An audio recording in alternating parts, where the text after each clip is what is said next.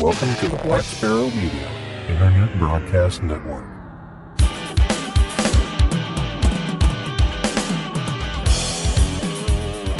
You are listening to Linux in the Ham Shack. LHS is a podcast about Linux, open source, and amateur radio for everyone. Now here are your hosts, Cheryl, W5MOO, and Bill, NE4RD. Hello and welcome back, everyone. You're joining us for episode 622 of Linux in the Ham Shack, the most terrific amateur radio podcast on the internet. This week we're bringing you our 141st Weekender, so you'll hear about what we've been doing in our lives, along with our discussion centered around a random topic from our topic wheel and a quick trip through some hedonistic exploits. But before we get into that, we should let you know who we are. For our silent key Russ, K52X, I'm Cheryl, W5MOO. And I'm Bill, NE4RD, and yeah, welcome back. And we are recording here on another Sunday evening and on a holiday weekend of all things. July 4th just occurred. And of course, this is our sesquicentennial. Yeah. Sesquicentennial. So this is a big celebration. I'm sure everyone has taken a moment out of their day to reflect on that 250 years. And while you do that, we're going to go ahead and find out what Cheryl has done this week. I've done very little of anything. It's been way too hot. So I haven't done any cooking, so nothing major in that department. Computer-wise, paying bills, probate stuff, podcast stuff, that's it. The radios are off until Bill gets here next time. And otherwise, I had a friend contact me on Friday that I hadn't spoken to in several years.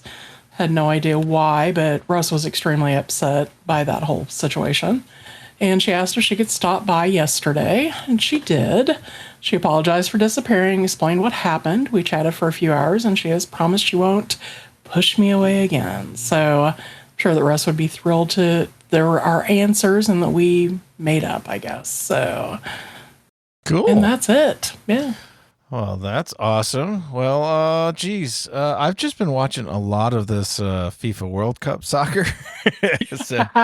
And I've been trying to revolve my day around trying to make it to watch the game either at the local establishment, the local watering hole, or at home. I'm just glancing out of the corner of my eye and seeing Mexico play England right now. But it's been pretty fun with that. I spent a lot of time at the theater again. I think I mentioned last time that we had some paint peeling issues. So I have spent the last couple of mornings finishing that project. I put the final coat of primer on yesterday, and then this morning I blacked it all out. So I actually painted the top layer paint, which is Tomcat Black, for those of you that are interested in colors of theater. Black walls. It's Tomcat is our color of choice, and it is very flat, and it pretty much swallows the light, and it's perfect for us. I'm not sure what other theaters use, but that is the color that we chose, and we use it on every single surface to ensure that the light just sort of goes away. Food and computer. I mean, we did have a little cookout here for July 4th. Just small, just the family and grandkids and stuff like that. Nothing big. I got some pre-made burgers from the local grocery store, one of the co-op ones. So at least it seems more rustic that way. Yeah, and I got some brats, and yeah, we just basically had a cookout. So it was pretty easy, pretty chill. We ate the rest up before we went out and watched fireworks, which I normally do not do. So like that was my step into the the sesquicentennial celebration, was to actually go out and see fireworks. I normally just watch them in my own yard or house, or once in a while we'll go to a friend's house and they'll blow crap up. But I'm not really interested in it that much. But I was convinced to go out this last time, and it was pretty fun. I mean, the one we went to, there's like two big ones that are here in town, and they ran for 25, 30 minutes. It was pretty cool. My grandkids were there, so it was fun seeing them enjoy it and stuff like that. So that's that. Computers and radio stuff. Yeah, unfortunately, I'm behind on getting my stuff ready for National Jamboree. That this is everything. This is like a repeating theme. I have plenty of time to go paint the theater wall and watch some soccer, but I don't have time to fix my truck, and I don't have time to uh, fix computers that I need in 2 weeks. Less than 2 weeks now on the ground. Yeah. So yeah, I will be working on that this week, and next episode you will find out if I'm still working on that project. Actually, I should be all packed by the next episode, so I'm ready to hit the door. Besides, clothes and stuff like that. So yeah, I'm getting ready to make the trek over to West Virginia. That'll happen after our next recording, and you'll already see on our event list inside of Discord and on Facebook that a few episodes will be recording sessions will be missed because I'll be out of town. We may pick up an impromptu one. Who knows? It depends on how bored I get sweating to death in West Virginia. So we'll see. Well, Hopefully the weather's not too bad. Yeah, exactly. Well, that's been a big ramble. I didn't think I would go that long on that, but anyway, let's get to our topic wheel. And I think if I tested this before and it did work, so I'm going to slide the slider up, and this will hopefully sound okay to you. And yes, I have shuffled everything a few times and ran a test run, but we're going to pull the topic from. Okay, yeah, this is definitely one of the ones that you put in the list that you sent me, because no normal human would send this. No. Gotcha. Thanks. And I'm kind of interested in the answer to this question. So this is a life question, so sort of hedonistic, but definitely not a hedonistic question. So, do you play a musical instrument? And if you don't play a musical instrument, I'll add it to the end. If you could, which one would you play? Or if you could and you do play a musical instrument, which one would you like to play that you don't play?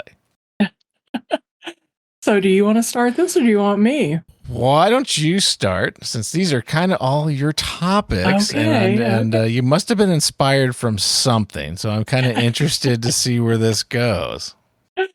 I actually play multiple musical instruments. I've basically been a lifelong piano player.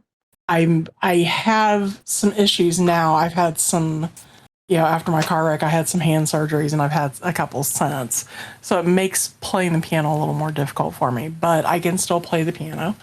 I was in band in high school, and I played the flute and the clarinet.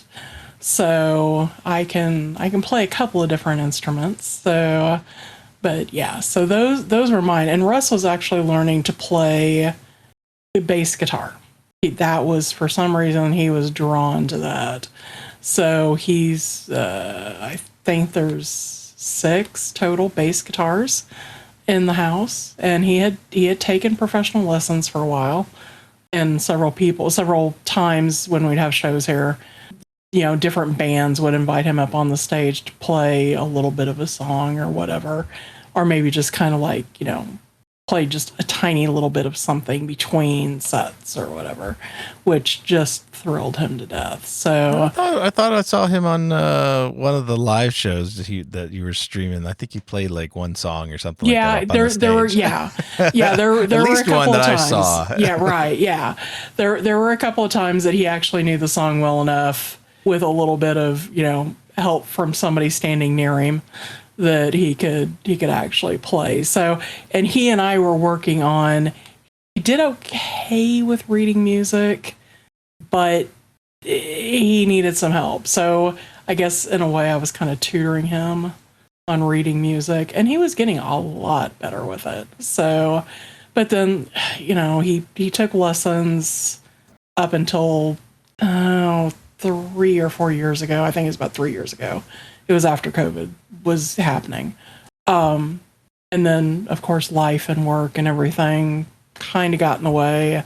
So that just kind of went out the window a little bit. So he wanted to get back into it. We were discussing shuffling some stuff around, making room somewhere in the house or whatever for music room basically. Because right now my keyboard is actually out in the Blue Cow venue under a keyboard cover, which I would like to bring it in the house. I can use it because where he actually put it was in his sound booth. And he didn't make the sound booth big enough for me to get back there. He didn't leave the doorway open, so big enough. So, like, all right, fine. So, how did I not know you played piano? I don't know. That's like something I don't think you've ever shared. That's kind of interesting. Yeah, probably not. So, and I never, Russ wanted to buy me several years ago. He wanted to buy me a flute or something for Christmas, and I was like, no. I got so sick of the flute and clarinet and band. I don't ever want to even think about that again. And I could probably, it's one of those things of you don't ever forget how to play. You just get a little rusty. So I could probably within a few days get back into the swing of it. But I was just like, no, I'm good. Piano I do kind of miss because that was how I got my stress and my anger out. I would literally go in and start, beating it out on the piano. And, of course, Dad was trying to watch TV or something around my piano. And he would be like, can you just, not do that right now? Because I want to watch, for instance, a soccer game. I would be like, no, I need to play. So, but... And Russ it is a percussion instrument, right? Because you do use hammers. So yes, that is true. Beating your stress out is actually is intentional by design, I think. Exactly. So, but Russ was really kind of digging the keyboard when he bought it for me because he was like, "Oh, I want to learn to play this." So we had a couple of very quick and impromptu, training lessons, and then I just kind of went, you're good. You can teach yourself, and he was like, okay, so, and I would be cooking dinner, listening to him horribly butcher songs, but sometimes he would hit the wrong key. I'd be like, G, that's a G. Yeah. He was like, I know. So and know what key you're in, what key you're in. Yeah. So wow. But, well, that's you're way more ahead than I am. I also played the clarinet. Cool. And band. I basically played the regular clarinet during marching season because we had a marching band in high school. Right. And in symphonic season, I'd switch over to the contrabass clarinet. So because I was too sucky of a regular clarinet player to get into symphonic band, so I had to pick a really unique instrument that nobody else wanted to play. And then I was in like Flynn. So yeah, that's the way to cheat the system. I don't know if this still works to this day, kids, but probably. If you are just a marginal player, but you want to get into the fancy band that plays all the fancy songs and stuff like that, pick an instrument that nobody else wants to play. Or maybe two. Have a two in your. Play a bass clarinet and a contrabass clarinet. That'll work. Yeah. Or like a long flute, whatever they call those. This is probably a bass clarinet, a bass flute, and piccolo. Just play the two opposite edges of flautists. And I wish I could play piano. I dabble in it. I have a hard time having played clarinet and even contrabass clarinet. I have a hard time reading F clef music. So this happens as well with the musical stuff that we do at the theater, because obviously we do operas, and I'm most likely a baritone when I sing, which means I'm reading F clef music, which means I need cheater notes so I can know what the note is. Because I'm not a trained singer, and I sure in hell cannot program my brain to read F clef music. It's like, okay, I know it's just shifted down a bit. It's the E A C E. No, it's the other one. It's the F A C E. Oh Christ, I get them all messed up. If you know, you know. It's one of those things. I unfortunately did not learn my that'd be my left hand on the piano at all. So I struggle even to this day when I look at piano music, trying to figure out how to play the left hand right hand stuff I can play pretty easy. And then I always shift to just doing chords.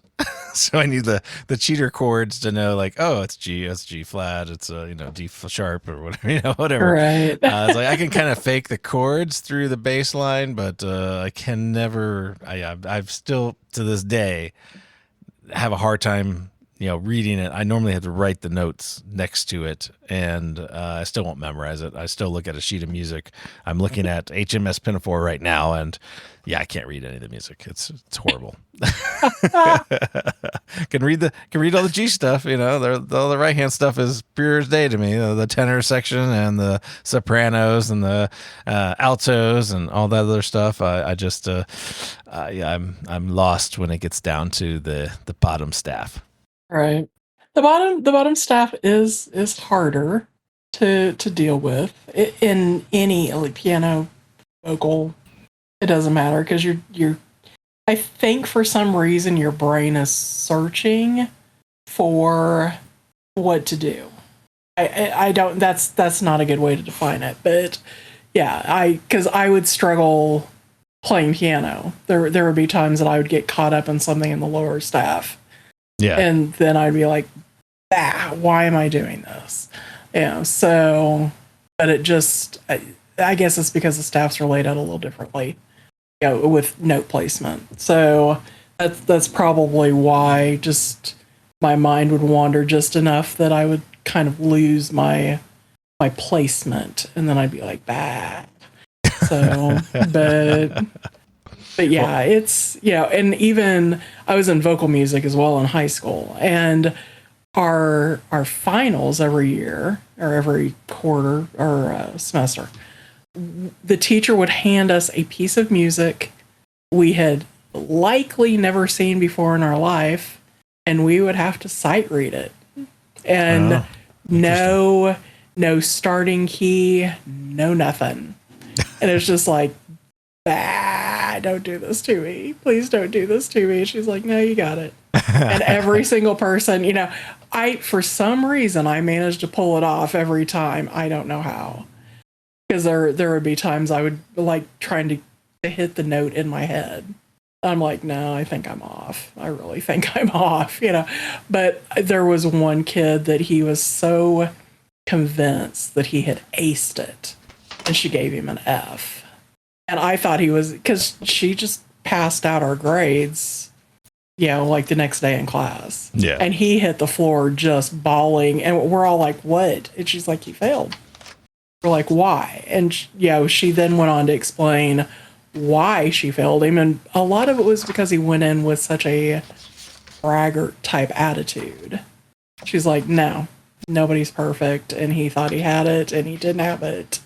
And he went on about it, and that's one of the reasons why I kind of kicked him to the curb on it. And it's like, oh, ouch, that's harsh. So, but she's like, yeah, no. And she told him, she's like, try again next time. Try, and you'll get a passing grade. She's like, I'm not out to fail everybody. I just want everybody to pay attention. Like, okay. So, but yeah. Yeah, I can. That's the thing is like if you're reading a brand new piece of music, it is very hard just to sight read if you're not that competent about your instrument, and I know that my voice is not a good competent instrument for me. So, right. Especially when I'm in the F clef and I'm like, I'm there's just no way that that I can cleanly sight read anything. I'm even just looking through Pagliacci here that we did, and I'm like, I don't think I could even do the baritone part here. Luckily, I was just the extras in the crowd. So, but like when I would play my clarinet or even the contrabass clarinet, I had no issue reading it and putting it right into the instrument. Like I knew the instrument like pretty confidently. I could read music, could count it in time, no problems. But I find, doing it with the voice is way harder because like you're not pressing keys and stuff. You're manipulating air. Right. You have to manipulate your voice and so and everything else.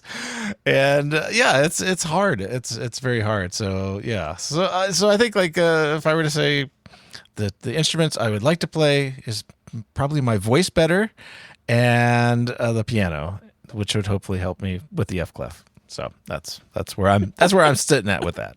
That's like where I'm gonna stick at it. Yeah, I don't know if there's any musical instrument I would like to learn to play. I think the flute and the clarinet and the piano. I don't, maybe some guitar. Well, no, actually I take that back. I'd like to learn to play the harp. Oh, that's an interesting one. Yeah, we've our friends, the Haygoods that have the show in Branson, Missouri, she plays the harp. She actually can play everything that they play on stage. Violin, guitars, saxophones, whatever. She can play it all. One of those people. She also plays the harp. And she does an amazing job with the harp. And I was actually, in fact, she just texted me a few minutes ago, but I had asked her once upon a time, I was like, if somebody wants to learn to play the harp, is there somebody in the area that teaches? And she's like, actually, no, it's just kind of a case of teaching yourself. She's like, this is not something you find in Southwest Missouri. Yeah. I was like, okay, great. And she's like, but if you want to learn to play the harp, I can teach you. I was like, yeah, like I told her, I was like you've got the time to do it. You're doing a show in Branson every night. She's like, well, there is that. Plus you need like the instrument. Well, right. Yeah, no. And that's what she said. She's like, finding a harp that's not outrageously expensive is not a good thing. She's like, it just doesn't happen. Her parents bought her a harp when she was like 7 or something. Right. But it ended up being a case of a church had it. They didn't need it anymore, so they got it cheap. Oh, yeah. So, and that's how she got started. But she just bought a new one. She still has her old one, but she just bought a new one. And I want to say she said she paid like $9,000 for it. Yeah. She uses it in the show. That's probably a cheap one. Yeah, and that's what she said. She's like, this one of the cheaper ones because they get beat up pretty bad behind stage.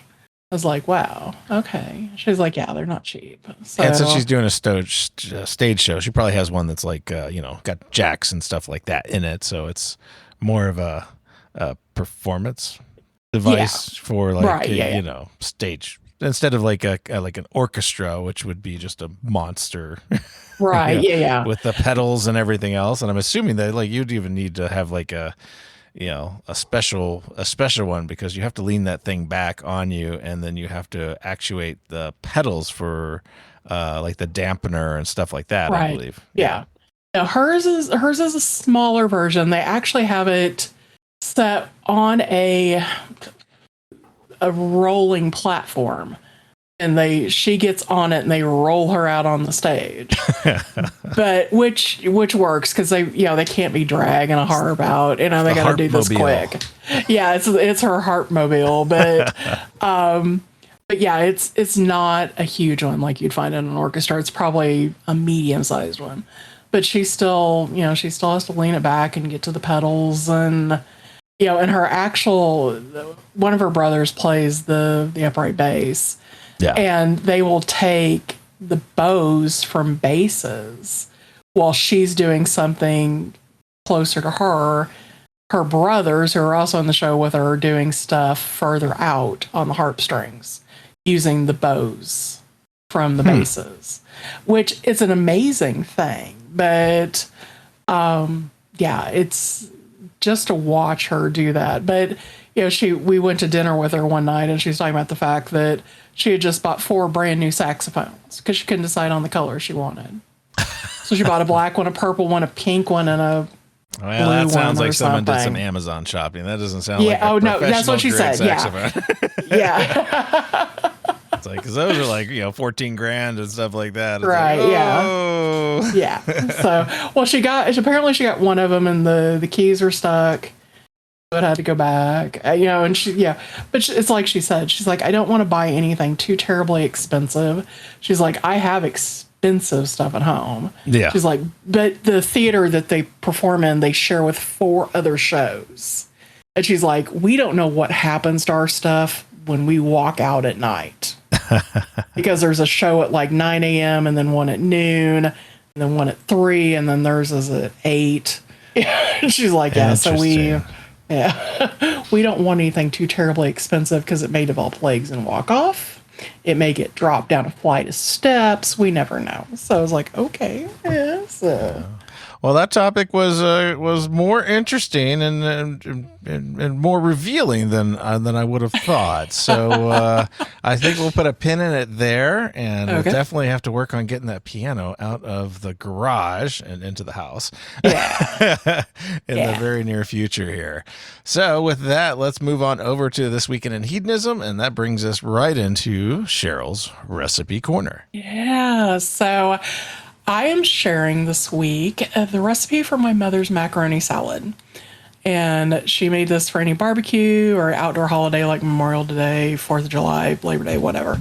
And since yesterday was the 4th of July in the United States, it seemed like the perfect time to drag out the recipe and dust it off. Everyone loved the salad except for me because I was a super picky eater growing up. But when I got older, I just determined that this thing was extremely tasty. And now folks request it when I make it for get-togethers. So for this, you need elbow macaroni, some boiled eggs, onion, some celery, some red bell pepper, some sweet pickle relish, some salad dressing like mayonnaise or Miracle Whip, some mustard, some white sugar, apple cider vinegar, salt, celery seed, and some paprika. So, and the rest of the instructions will be in the show notes, but it's super easy to fix. So don't let any of the ingredients scare you off. And for my mixed drink corner, I forgot to put this in here. I picked the blueberry mojito. Oh, the title. Yeah, I forgot the title. Recipe here. Yeah, there's a recipe. There's just no title. So I was like, okay. But anyway, so for this, and it would be great if I could spell. There. Okay. So I have no Bill's watching me type in the Etherpad. For this, you need some blueberries, some sugar, some mint that you need to muddle into the drink, plus some sprigs for garnish if you want it, some limes, some silver rum, and some sparkling water. You can make this as a non-alcoholic version if you'd like, and those instructions are also going to be in the directions that are in the show notes. So I've got several notes here about making it. So, but again, another very easy thing to make, and you can use. You don't have to use blueberries. You can use blackberries, strawberries, or raspberries, or a mix thereof. It doesn't matter. So yeah, it's a very summery drink. It's very tasty. So, and I decided to go fetch a bottle of whiskey off of Russ's shelves, and I picked the Iron Root Harbinger, which is made by the Iron Root Republic Distillery, also known as the Licorice Family Distillery. Started by Mother Marcia and sons Robert and Jonathan, and that's in Denison, Texas. But they opened in 2014, and they're now currently one of 27 distilleries, and that list is growing on the Texas Whiskey Trail. So they use heirloom corn varietals from local farms to add a unique Texas flavor to their spirits. Harbinger was their flagship bourbon, so it's cast strength, non-chill filtered, overproof sipping bourbon that was the herald of things to come at Iron Root. So, and I don't want to bomb everybody with this, but it's a mix of 90% of heirloom Texas corns, including purple corn, bloody butcher corn, flint corn, and non-GMO yellow dent corn, with just a sprinkling of 10% of Texas rye. So it's a 57.5 ABV, 115 proof, obviously, dark amber colored. It smells like vanilla with some cooked brown sugar with a hint of maple syrup.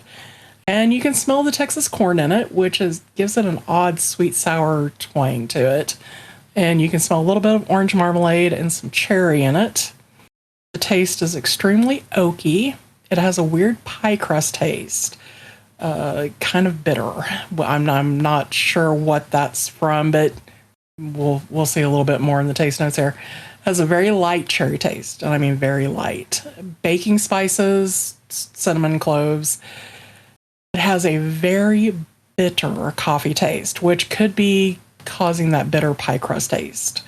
Mild rye heat, but not overwhelming. In an odd way, it really tastes like a poorly made cherry pie, very light on the cherries, with a cup of old, extremely strong coffee. But weirdly enough, it works. The finish is short to medium length, excuse me, with a lingering Texas corn, brown sugar, light cherry, a very slight hint of the orange, toasted oak, and oily. And some bourbons do have a very oily mouthfeel, but the one on this one is unlike any others that I've ever tried. So I'm not sure what has led to that. The cost is around $65. It's, as far as I know, it's only available in Texas because they have some really weird liquor laws. I give the bottle a 91. The bottle itself is a fair price. The taste is not terribly smooth, and it's a little on the odd side. It's interesting in a good way. A drop of water did seem to cut through the funk a little bit, change the taste profile, brought out a little bit more of the orange. And as a note, in my opinion, Texas is far too hot for a smooth bourbon. All of them we've tried throughout Texas have been okay, good, but none have been superior, great, you know. And I think what it is the extreme heat makes it over oak far too fast before the ethanol can be tamed and the more subtle flavors of the wood and the distillate can come together. The day that we visited Iron Root and bought this bottle, which was July of 2018, and toured the Rick House, which was in a metal warehouse, it was unbearably hot. I think the thermometer on the wall in the Rick House said 120 degrees. Oh, so we were only in that area about 5 minutes before I was about ready to pass out. But if the whiskey's baking in temps like that for several months out of the year, and I used to live in Dallas, which is 75 miles from Denison, Texas weather is definitely not for the weak. It's going to end up producing a whiskey that has some funk to it. Places like Tennessee and Kentucky have more distinct seasons, cold winters, hot summers, a mild spring and fall. Texas just seems to have varying degrees of heat with the occasional ice storm thrown in for good reason. So yeah, we have multiple bottles from multiple distilleries in Texas. And, you know, we went to Balcones, which is in Waco. And everybody raves about Balcones. There was one that I liked there. Russ hated all of them. He bought me the one that I liked, and he went, "No, I can't do any of those." And I was like, "Okay," you know. And we went to several other distilleries, you know, just wandering through Texas one time, and we came home with usually a bottle from every place, but none of them were, "Oh my God, this is amazing." So, which is sad because, you know, yeah. But they don't have a lot of distilleries. There's 27. But they're coming up with more apparently. Western Texas apparently has not made it to the list yet, but they're, I guess, working on it. So, and there's a lot of distilleries that don't actually put anything in a barrel too. Well, there is that too. So, but yep, that's it on that. So, you know, it's I wouldn't say don't buy it if you stumble across it, but you might definitely want to taste it if you get the chance before you plunk down your $65 on the table.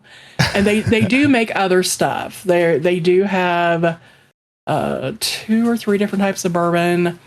They have a vodka, which their vodka was excellent, and I actually have a bottle of that. But yeah, the bourbons and whiskeys just They could be better. So Well, that's quite interesting. I'll have to check that out. I have one of the bottles of wine that you gave me here, so this is interesting. This is it Howler Creek or is it Jowler Creek? it's Jowler. Jowler Creek. It's out of Platte County, Missouri. Yeah, which is north of Kansas City. Yeah. Oh, okay, so closer at like St. Joseph's or something like that. It's about halfway between Kansas City and St. Joseph. Yeah. Okay, cool. So that puts it right in my head where it should be. And this is Beaver Blend 2020, and it's got the cutest little beaver drawn on the front of this. It is. They say it's a red wine, so you know it's great. It doesn't even. It's not a Cab. It's not a Merlot. It's not a Pinot. It's a red. It's a red. It's a wine. red. Yeah. Yeah. So clearly that. So let's see here. It says. Jowler Creek Vineyard and Winery is Missouri's first green winery and is located in Platte County, Missouri. We use industry-leading practices like sheep to control weeds and chickens to reduce insects in our 7-acre sustainable vineyard. And you can find them at jowlercreek.com. And this thing is, let's see, it has a sweetness level somewhere between semi-dry and semi-sweet. At least is by what they say on the bottle here. And they say it tastes like... I'm assuming that's cherry, and because that's what it kind of tastes like, and barrel, and it says it pairs well with beef and pizza. So you can't go wrong with a good pizza wine. That's that's too funny. This is a screw top red wine, so you're not getting into the real fancy stuff here. But I've drinking so many screw top red wines that I love, and this one is kind of interesting because it's I almost put it into that family of have you ever had the Costco sangria? Yes. The red sangria. This is just missing like one ingredient to make it the Costco sangria. It tastes yeah, I bet you I could put this on ice, throw a couple of pieces of fruit in it, and it would be amazing because as I drink it right now, it literally tastes like I'm drinking warm sangria, which is pleasant. I would highly recommend this. I mean, it's not for if you want a nice cab or something like that. This would probably be horrible.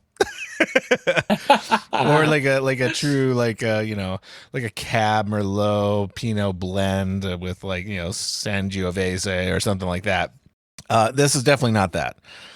But man, if you want something that would probably be a bomb or the bomb in a sangria recipe that you do at home, and if you didn't have Costco sangria near you, this one is really good. I would definitely make that a sangria. And you wouldn't have to do too much doctoring to it to have it have that nice fruity kind of flavor. And that's probably why it goes well with pizza. It does have a weird lingering aftertaste, but that's probably not that bad. I always thought it kind of tasted like grape jelly. Yeah, it's got something. Yeah, something in there is just it's peculiar, and the closest I can come to it in my mind is sangria. Because it's kind of tastes like the Costco sangria without all the extra sugar. So this is 12% ABV. Comes in a 750 ml bottle. Not even sure the cost. What do you think this costs? It's about $25 a bottle. Really? Yeah. I would. That's pretty easy. That's pretty high. Yeah. All of their wines. We were a member of their wine club, and it was okay. $50 a month. We got 2 bottles of wine, or 53. We got 2 bottles of wine, but I just looked at their website and it's $26. Wowzers. So yeah, they're quite proud of that. I mean, you could. Yeah, they are. You can have a bottle of sangria at Costco for $6.99, and it's like a 2-liter bottle. And this tastes almost like it. So, buyer beware on that. But if you want to support a local winery, I think this is actually pretty decent. I don't know. I haven't tried the other stuff from them, but we had another red that's a very sweet red that my wife absolutely loves that one. So I'm like, oh, that's way too sweet for me. That's not something I can drink. But she actually loves it. So was it the cockadoodle?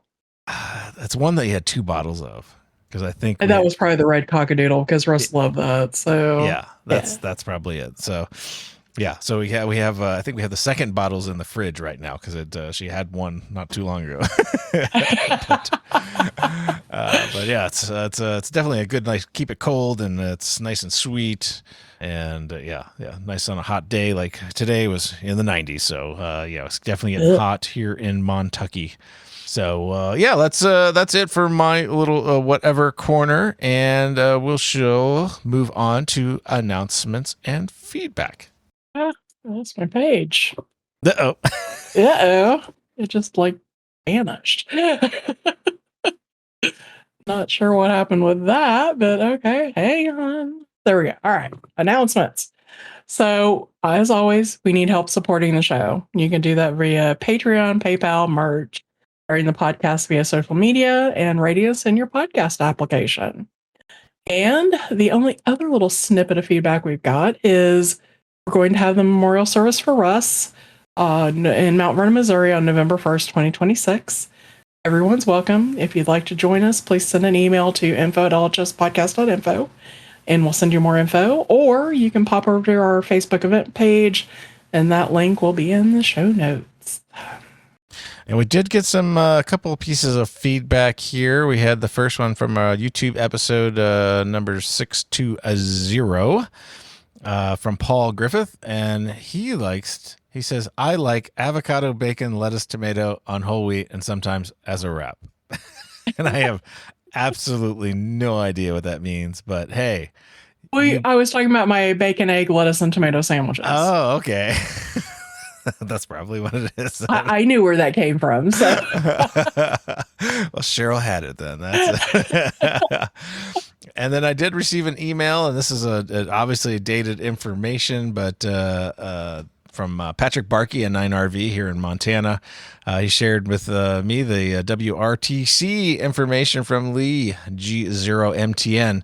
And he wanted to say that they're having the special call signs to be used by the WRTC, which is the World Radio. I want to say it right. It's World Radio Championship. Am I going to do that right? World Radio something championship. Team championship. I think that's what it is. I'm gonna guess. That's probably not right, but we'll call that good enough for the episode. Give you something to complain back on feedback. Like Bill's a moron and doesn't know this stuff. So yeah, they will be publishing the call signs that will be used on the opening ceremony Thursday, July 9th, which is just around the corner here. In fact, we'll have this podcast out right before it, so you'll be able to find out that information right there. The site builds have been commenced. The team volunteer site builders met for training on Saturday to build the first site and then split into groups. And if you're not really aware of this is a competition where all the teams are in the very similar geolocation and they all have exactly the same equipment, same antennas, same radios, and it kind of levels the playing field and just puts operators against operators within the confines of the parameters they're given, which is really kind of an interesting contest that you all can participate in. So check out the actual WRTC website. We've linked it here in the show notes. You'll find all the information out about it. They're going to be YouTube TV shows starting on Wednesday, July 8th. So just literally 3 days from now or 2 days from the time the podcast actually gets published. So you'll be able to find the streams that will be there, and then you can participate by contacting these stations. And I believe there's also awards for like chasers. So get into it. Check out this contest. It might be something fun to do for next weekend. It's the World Radio Sport Team Championship, okay, which is the equivalent of the Olympic Games for ham radio operators. Okay, so radio sport must be one word, right?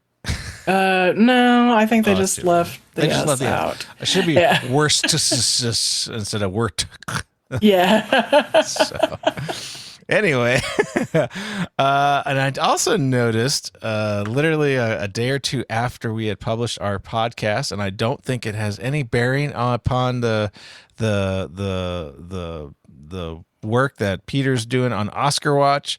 but they have added the ability to use an SDR as your receiver inside of the application, which solves my issue immediately.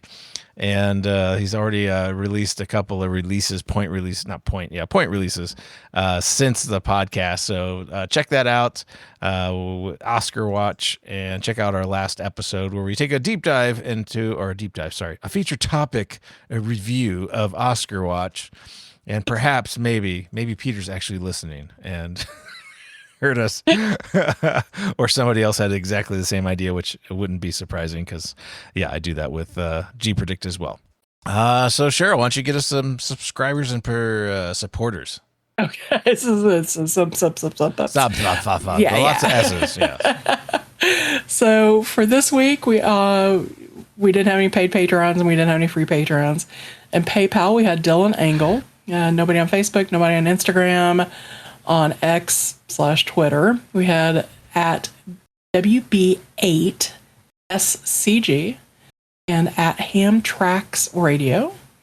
On Mastodon, we had ASCII Jungle at Norden.social and at Karen Camarda at SciComm.xyz. On Discord, we had Eden_Eva_48, KG5IRU, Big Days _KE9DQS, and Woody. And for our live show participants, we had Adam, K3CAN, wow, got to add myself there, Tony, K4XSS, Don, KB2YSI, Mike, K6GTE, and David, W4DPE. Just sliding in under the wire. Yeah, like literally. I was like, "Come on, Bill, hurry up and get it typed out there." I was trying. I was really trying. I know. Well, I don't see any other notes. We had a couple of in and outs with the group here. Yes, David, you're very sneaky.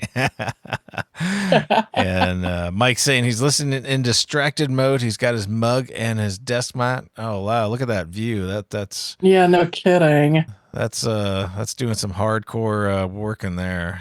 Yeah. I think I'd have to quit or something because that's just awful. I don't see a laptop there doing any coding. I see a phone, so you're just prompting, you're just calling it in with your buddy Claude and saying, "Hey, get that release out tomorrow. Make me look like a hero." Whiskey only. Oh, there you go. That's nice. Nice, yeah. Well, Cheryl, let's. I think that's everything that we wanted to talk about this evening. We will have we have a short topics episode coming up next week. Yep. So be on the lookout for that. And other than that, I think you can put the bow on this and send us on our way. All right. Well, that brings us down to the end of our show. Thank you for listening to episode 622, our 141st Weekender. We'll catch you next time with our short topics episode. For us, K5TUX, I'm Cheryl, W5MOO. And I'm Bill, NE4RD73.